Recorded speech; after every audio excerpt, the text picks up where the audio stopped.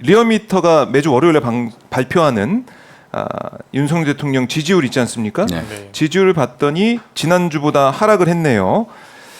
30.1% 긍정평가가 나왔는데 지난주보다 1.4%포인트 내렸습니다.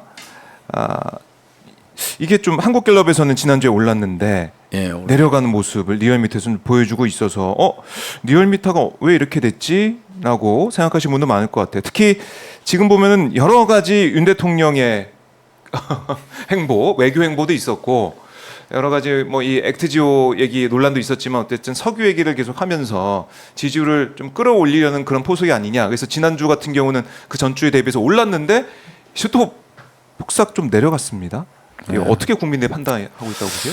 일단 결국은 이제 가장 관심 있는 분야가 뭐냐, 뭐 K 실크로드, 뭐 그다음에 석유 시추, 뭐 이런 것들을 통해서 이제 지지율 상승을 도모는 했지만 가장 중요한 거는 제가 봤을 땐 지난주는 권익위 발표가 아닌가 싶어요. 권익위 발표가 가장 중요하게 작용하지 않았을까 하는 생각이에요. 네. 그러면 이제 누구나 공직자의 아내는 이제 뇌물을 받아도 그냥 고가의 물건을 받아도 모든 게 이제 용납되는 교통 정리를 해준 거잖아요.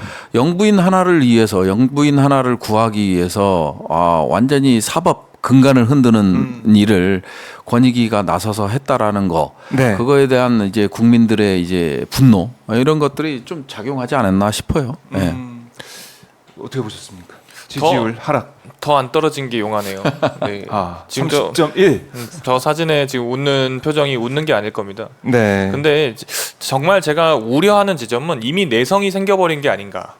이 지지율 발표에 대해서 뭐 예전부터 그런 모습이 보여왔는데 이 현 정부 특히 대통령실이 지지율 그래프에 크게 관심을 안 두기 시작한 게 아닌가라는 생각이 들어요. 예를 들어서 뭐 석유 관련된 내용 여러 가지 그리고 방금 말씀하신 권익위 관련된 내용은 저런 지지율을 좀 더 신경을 썼다면 조금 더 정치하고 정말 더 세밀하고 법에 맞는 국민의 눈높이에 맞는 결정들을 하게 만들었거나 해야 된다라고 강조를 했을 텐데 뭐 전혀 그런 모습들이 보이지 않고 이쯤 되면 진짜 막 가자는 거죠. 막 가자는 거다. 특히 오늘 이 한겨레 보도를 보면 이런 내용도 있었습니다. 석유공사가 김한규 민주당 의원에 제출한 자료를 보면 동해시추가 이미 윤 대통령이 발표 전에 4개월 전에 이미 결정이 됐고 다 뭐 용역까지 맺은 상태에서 대통령의 발표가 나왔다. 승인했다. 이 시추 계획을 승인했다. 이렇게 발표한 거 보니까 앞뒤가 안 맞는 거예요. 다 결정됐는데 윤 대통령이 발표를 해서 또 논란이 커지고 이거 어떻게 봐야 될까요? 뭐 이제 윤석열 대통령 국정 운영에 대한 신뢰를 하지 않기 때문에요. 이번에도 뭐 그 현대로템에서 이번에 K 실크로드 이제 국빈 방문과 관련돼서 현대로템에 이게 8개월 전에 이미 계약이 이루어진 거거든요.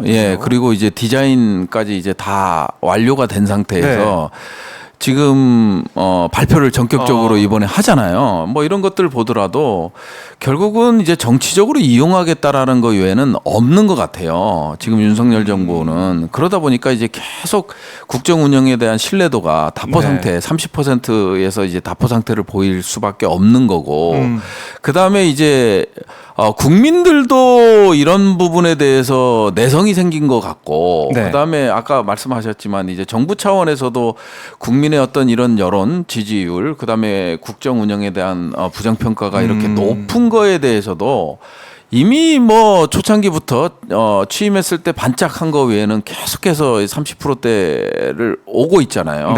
그러니까 뭐 이제 여론조사 같은 경우는 의미가 없다. 이렇게 판단한 것 같아요. 판단하다 보니까 또 국민들도 이렇게 부정적인 시그널, 부정적인 평가를 계속 하고 있잖아요. 근데 이제 반응이 없잖아요. 반응이 없다 보니까 이것도 참 아이러니한 상황이에요. 안타깝죠. 지금 그 명칭 자체가 좀 웃긴데 대게, 집게, 오징어 특히 오징어 쪽에 관련된 여러 가지 이야기들이 나오는데 석유공사의 발언들이 국민들의 신뢰를 잃게 만들고 있어요. 스스로가. 뭐 유망구조, 잠재구조 일반 국민들이 생각했을 때는 어떤 의미를 하는지 잘 관심이 없을 수밖에 없는데 이거 가지고 일반 국민들은 본인들이 몰라도 돼요. 사실은 네. 그거에 대해서 더 전문적으로 알게 하기 위해서 국민들의 세금으로 뭐 여러 가지 많은 공공기관이나 공기업들이 운영되고 있지 않습니까? 특히 석유공사 같은 경우에는 이 부분에 대해서 본인들이 국민들의 어떤 위임을 받았다 생각하고 정말 신뢰 있는 말들, 신뢰 있는 판단들만 해야 됩니다. 그런데 뭐 단어의 표현 오타인 것 같다. 그러니까 호주의 그 회사에서 발표한 보고서에 따르면 그 부분에 대해서는 오타라고 보여진다. 이게 무슨 말이 되는 소리입니까? 왜 보고서를 본인 마음대로 자의적으로 해석하고 그 자의적으로 해석하는 것 자체에 대한 피해나 또는 여러 가지 리스크는 왜 국민들이 져야 됩니까? 이런 여러 가지 문제들이 네. 다시 한번 개탄스러운 현실이라는 걸 말하고 있습니다.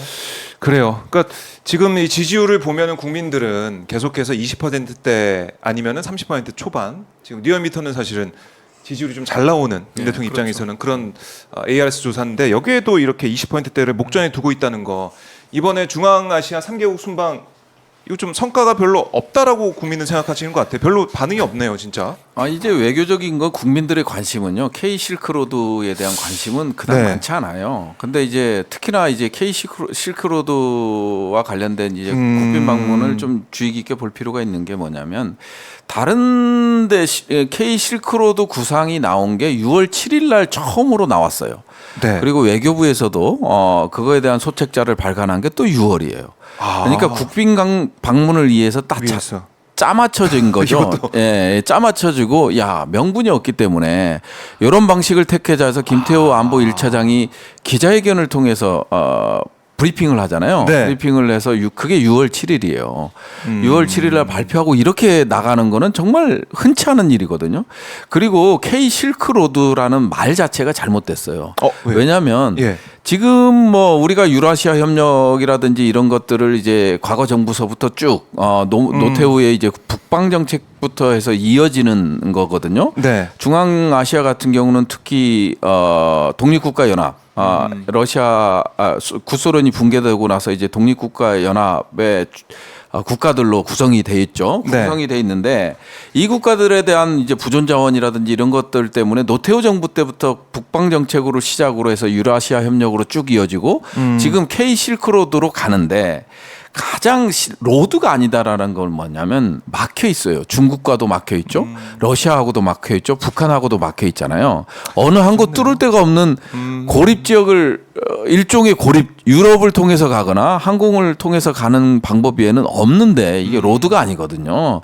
우리가 이제 그 문명을 받아들이고 네. 이런 개척 루트가 아닌 로드가 아닌데 이거를 어거지로 K 실크로드로 붙이고 그다음에 우리가 이제 거기서 이제 뭐 거기 지하자원 개발에 예. 대해서 뭐 협력한다 뭐 2차 전지 뭐 협력한다 뭐 이런 것들이 계속해서적으로 나왔잖아요. 이명박 정부 때 해외 자원 개발해서 우리 국민 열세를 40조 정도 이제 낭비를 했었잖아요. 이런 것들도 이제 그런 건데 결국은 그런 관점에서 좀 봐야 되는 거고 네. 지금 사실은 이제 개발이란 표현이 들어가지만은 리스크가 상당히 많은 부분이거든요. 자원 개발이나 이런 부분에 리스크가 상당히 많은 부분인데도 불구하고 이렇게 홍보에 열을 올렸지만 결국은 우리 국민들은 이명박 정부의 해외 자원 개발에 대한 트라우마가 있잖아요. 그렇죠. 이게 또 이제 기업 책찍질해서 야 가서 개발해봐. 네. 뭐 이런 식으로 되면 또 정부 출자가 될 거 아니에요. 석유공사 같은 경우도 지금 출자 방식이 정해졌잖아요. 네. 뭐냐면은 우리가 정부가 일단 다 내. 그죠? 실패하면 돌려받지 못해. 융자를 다 해준단 말이에요. 네. 그러면 실패를 했어? 그러면 이제 시추에서 이제 5천억 원을 들어서 실패하면 네. 이거는 우리 돌려받지 못해요. 그죠?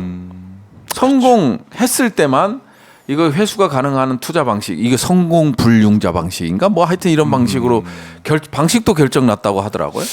이런 부분에 대해서 너무 리스크가 큰데 또 국민 열세를 쓰고 또 이제 또 우리 돈이야. 예, 그리고 이제 또 중앙아시아 가서 퍼주고 이게 말이 돼요? 중앙아시아도 같은 경우도 국어가에서 우리와 같은 투자 방식을 채용한다면 우리 기업들이 투자할 만하죠. 왜 실패했을 때는 우리 투자금을 융자금 받은 거를 돌려주지 않으면 되니까. 그럼 할 만하죠. 예, 할 만하죠. 근데 그건 아니야. 그건 또 아니야. 영업사원 1호다 보니까 예. 가서 퍼주는 거야. 어느 국가 가든 다 퍼줬거든요. 정확하게 금액은 나오지 않지만 네. 우리가 투자 유치를 받아온 게 아니고 투자 유치를 해줘요. 기업인들 데리고 다니면서 이게 말이 돼요. 아니 이게 대통령이 예. 외교하는 거 본인의 의무입니다. 국가를 대표해서 외교 나가서 순방하고 그 다음에 많은 정상들 만나서 여러 가지 외교하고 여러 투자 유치하는 거 당연히 해야 되고 세일즈맨이라는 표현도 저는 나쁘지 않다 생각해요. 아주 네. 훌륭한 표현이라 생각을 하는데 문제는 실적이죠. 작년 말 기준으로 19개월 동안을 나가 계셨다고 해요. 16번이나 나가셨고 뭐 여러 가지 부산 엑스포 관련된 내용 때문에 많이 나갔다라고 하는데 성과 어떻습니까? 성과 완전 빈손이죠. 그럼 열심히 해서 흔히 말하는 젖잘싸였나? 네. 졌지만 잘 싸웠다였나? 아니요. 잘 싸우지도 못했던 것 같은데 졌어요. 그리고 이번에 3개국 갔다 오시면서 갔던 나라 중에 한 군데가 카자흐스탄입니다. 네. 우리 홍범도 장군의 유해. 그곳에서 왔는데 이런 반구 없어요.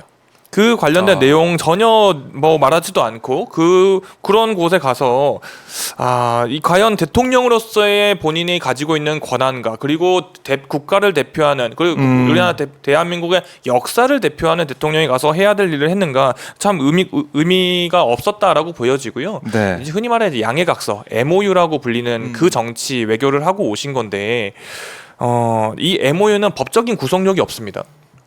이명박 정부 아까 MB 정부 말씀하셨는데 MB 정부 네. 때도 73건 73건의 MOU를 맺었는데 실제로 이어진 건 한 11건 정도밖에 없다고 해요. 그리고 이번에도 100건이 넘는 여러 가지 MOU 양해각서를 막 체결해 왔다. 우리 진짜 외교의 성과다라고 하는데 법적인 구속력이 없습니다. 그게 성과로 이어지게 만드는 게 중요한 거지요. 그러니까 그걸 이제 국민들이 알기 때문에 지지율 추이도 글쎄요 좋지 않다. 또 권익위 말씀도 하셨지만 권익위가 김건희 여사가 받은 거 우리가 다 받지 않습니까? 명품백에 대해서도 이거 종결 처리하는 이런 모습들. 그날 하필이면 그날 종결 처리한 그날 대통령이 해외 순방 나갔어요. 대통령 부부가. 바이바이 플라스틱 백, 바이바이 백, 그 에코백을 들고 가셨죠. 예. 바이바이. 명품백 이제 안녕 이런 뜻. 예. 진짜 그게 안녕이 지금 돼버렸는데 거기에 대한 분노가 오히려 더 커졌다. 국민들이 윤석열 대통령 부부에 대해서 더 이상 못 봐주겠다 이런 얘기가 좀 나오는 것 같아요. 결국에는 그렇죠. 거기에 못 봐주겠다라는 거고